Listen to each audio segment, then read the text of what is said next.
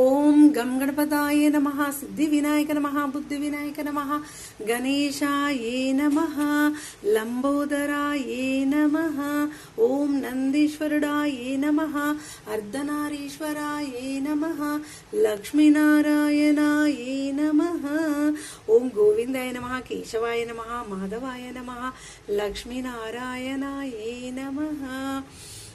Hi అండి, అందరూ అభిషేకాలు పూజలు అయిపోయినాయా? నేనైతే ఇన్ని అక్షింతలు వేసి శివుణ్ణి, వినాయకుడిని, నందయ్యని ఇట్లా కూర్చోబెడతాండి. అక్షింతలు బాగా వేసి ఈ అక్షింతలు అయితే బిల్లిం పైకి అయితే మళ్ళీ అభిషేకం చేసే రోజైతే తీసుకెళ్ళి అయితే పక్షులు ఉంటాయి కదండి, పిట్టలు అవి ఇవి అయితే అన్నీ తినడానికి అయితే వేస్తానండి.